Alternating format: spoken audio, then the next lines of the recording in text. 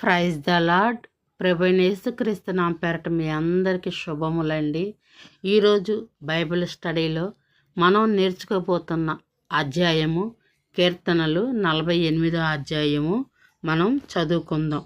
మన దేవుని పట్టణమందు ఆయన పరిశుద్ధ పర్వతం ముందు యెహోవా గొప్పవాడను బహు కీర్తనీయుడై ఉన్నాడు. ఉత్తర దిక్కున మహారాజు పట్టణమైన సియోను పర్వతము రమ్యమైన ఎత్తుగల చోట నుంచబడి సర్వభూమికి సంతోషకరముగా నున్నది. దాని నగరములలో దేవుడు ఆశ్రయముగా ప్రత్యక్షమగుచున్నాడు. రాజులు కూడిరి, వారు ఏకముగా కూడి వచ్చిరి. వారు దాన్ని చూచిన వెంటనే ఆశ్చర్యపడిరి, భ్రమపడి త్వరగా వెళ్ళిపోయిరి. వారచ్చట నుండగా వణుకును స్రవించుచు స్త్రీ వేదనయు వారిని పట్టెను. తూర్పు గాలి లేపి తర్షీషు ఓడలను నీవు పగలగొట్టుచున్నావు. సైన్యములకు అధిపతియగు యెహోవా పట్టణమందు మన దేవుని పట్టణమునందు మనము వినున్నట్లుగానే జరుగుట మనము చూచియున్నాము. దేవుడు నిత్యముగా దానిని స్థిరపరిచి ఉన్నాడు. దేవా, మేము నీ ఆలయమునందు నీ కృపను ధ్యానించితిమి. దేవా, నీ నామము ఎంతో గొప్పది. నీ కీర్తియు బూది గంతముల వరకు అంత గొప్పది. నీ కుడి చెయ్యి నీతితో నిండి ఉన్నది. నీ న్యాయ విధులను బట్టి సియోను పర్వతము సంతోషించునుగాక. యూదా కుమార్తెలు ఆనందించుదురుగాక. ముందు రాబోవు తరములకు దాని వివరము మీరు చెప్పున్నట్లు సియోను చుట్టూ తిరుగుచు దాని చుట్టూ సంచరించుడి. దాని బురుజులను లెక్కించుడి. దాని ప్రాకారములను నిదానించి చూడుడి. దాని నగరములలో సంచరించి వాటిని చూడుడి. ఈ దేవుడు సదాకాలము మనకు దేవుడై ఉన్నాడు. మరణము వరకు ఆయన మనలను నడిపించును. పిల్లలు, ఈ అధ్యాయంలోని వచనాలు మీరు గమనించారా? మన దేవుడు పట్టణమందంట ఆయన పరిశుద్ధ పర్వతమందు యెహోవా గొప్పవాడను బహు కీర్తనీయుడై ఉన్నాడు అంట. అంతే కదా, దేవుణ్ణి ఎల్లప్పుడూ కూడా దూతలు యెహోవా పరిశుద్ధుడు పరిశుద్ధుడు పరిశుద్ధుడు అని ప్రతిగానాలు మహిమ పొందుచూ ఉంటాయంట. దూతలు ఎల్లప్పుడూ కూడా దేవుణ్ణి స్తుతిస్తూ మహిమపరుస్తూ కూడా ఉంటాయంట. ఆ వచనాలే ఇక్కడ మనం చూస్తున్నాం. దేవుడు పట్టణమందు ఆయన పరిశుద్ధ పర్వతమందు యెహోవా గొప్పవాడను బహు కీర్తనీయుడై ఉన్నాడంట. ఆ వచనాల్లో మనం ఆ భావం చూడగలం.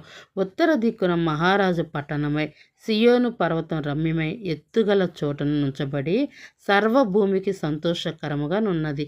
దాని నగరములు దేవుడి ఆశ్రయ ప్రత్యక్షముగా కూర్చున్నారు. ఆయన నగరములలో దేవుడైతే ఆశ్రయముగా ప్రత్యక్షమగుచూ ఉన్నాడంట. ఆ యొక్క పట్టణమునకు దేవుడే రారాజు అనమాట. ఆ సియోను పర్వతము బహు ఎత్తుగా ఉంటుందంట. సర్వభూమి కూడా సంతోషకరముగా అది ఉంటుందంట. దేవుడి పిల్లలు నిత్యము కూడా అక్కడ ఆయా దేవుని ఎదుట స్తుతులిస్తూ మహిమపరుస్తూ ఘనపరుస్తూ ఆ యొక్క సియోను పర్వతములో నగరంలో ఆయనతో పాటు అతన్ని ఎవరైతే నమ్ముకొని వారి హృదయాలు దేవుడికి ఇస్తారో వారందరూ కూడా ఆ పట్టణంలో ఉంటారంట. దేవుడు లేని వారైతే ఎలా ఉంటారో చూద్దాం. రాజులు కూడిరి, వారు ఏకంగా కూడి వచ్చిరి. వారు దానిని చూచిన వెంటనే ఆశ్చర్యపడిరి, భ్రమపడి త్వరగా వెళ్ళిపోయిరి. వారు అచ్చట నుండగా వణుకును స్రవించుచు స్త్రీ వేదనయు వారికి పుట్టెను.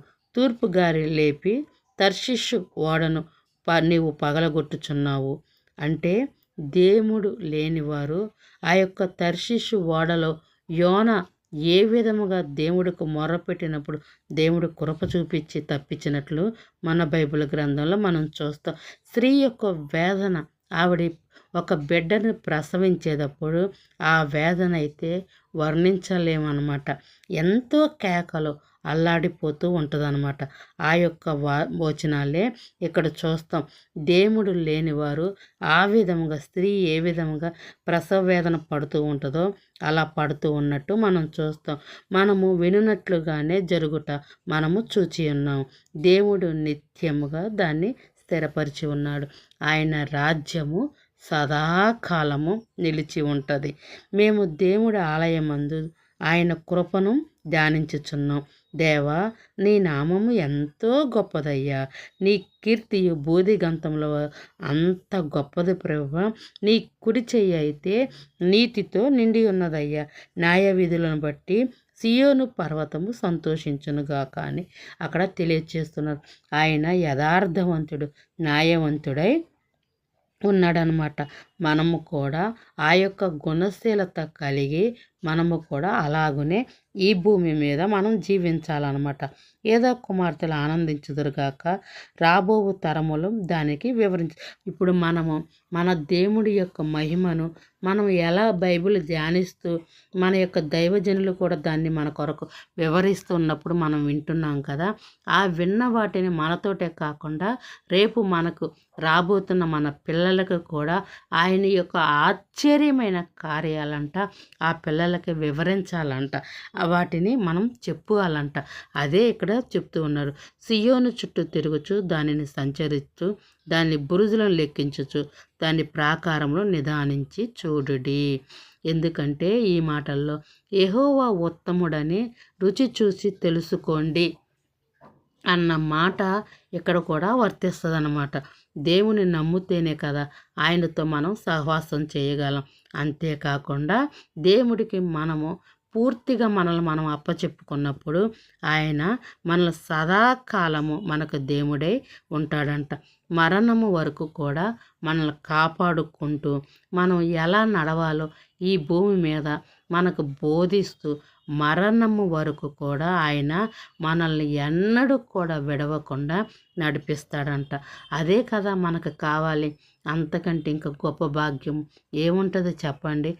అందుకని మన హృదయాలు ఎల్లప్పుడూ కూడా దేవుడికిచ్చి ఆ హృదయంలో ఆయన మనం మనసు పూర్తిగా ఆహ్వానించి ఆయన కృప కొరకు నిత్యము కూడా వేడుకుంటూ ఆయనకి ఇష్టకరముగా ఈ భూమి మీద మనమందరము కూడా జీవించదుముగాక. దీనిలోని మాటలు అర్థాలు మీకు అర్థమయ్యిందా పిల్లలు? మన మరణము వరకు కూడా ఆయన మనల్ని నడిపిస్తాడంట. మనం ఏ మార్గం నడవాలో మనకు తెలియచేస్తాడు. అర్థమైందా? గాడ్ బ్లెస్ యూ పిల్లలు. God bless you.